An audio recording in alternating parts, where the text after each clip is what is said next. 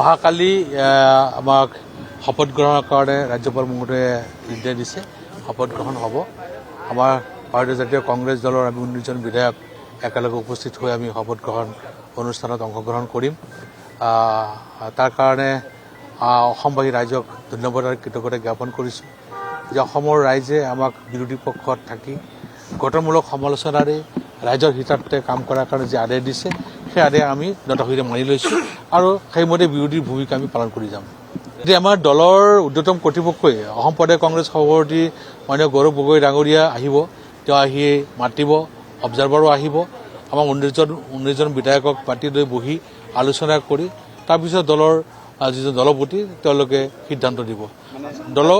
দলৰ ঊৰ্ধ্বতম কৰ্তৃপক্ষই যিটো সিদ্ধান্ত দিব সেইটো আমাৰ সৰ্বসন্মত সিদ্ধান্ত হ'ব। এতিয়ালৈকে মাতা নাই, বোধহয় অহাকালিলৈ হ'ব। এতিয়া আমি কনফাৰ্ম নহয় কোন সময়ত হ'ব, সময়টো দিয়া নাই।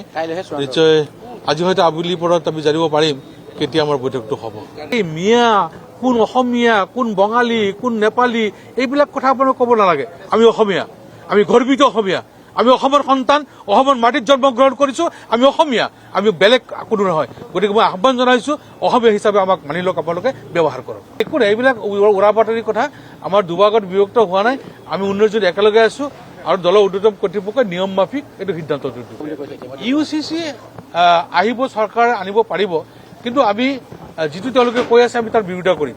এইকাৰণেই কৰিম যিহেতু প্ৰত্যেক ধৰ্মৰ ধৰ্মাৱলম্বী মানুহৰ এটা ধৰ্মীয় নিয়ম কানুন আছে। ধৰ্মীয় নিয়ম কানুনক আঘাত সানি যদি কোনোবা আইন আনে সেই আইনৰ বিৰুদ্ধে আমি থিয় দিম। অত্যাৱশ্যকীয় আজি এইটো কিহৰ কাৰণে হৈছে?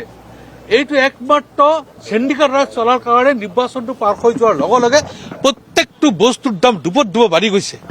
গতিকে ইয়াৰ কাৰণে এই চৰকাৰটোৱে দায়ী। গতিকে চৰকাৰ নিয়ন্ত্ৰণ কৰিব পৰা নাই। জনসাধাৰণ আজি যি অসুবিধা ভোগ কৰিছে, জনসাধাৰণৰ ফালে তেওঁলোকে পিঠি দিছে, তেওঁলোকে নিজৰ গাদীটো ৰক্ষা কৰাৰ কাৰণে চিন্তা কৰি আছে।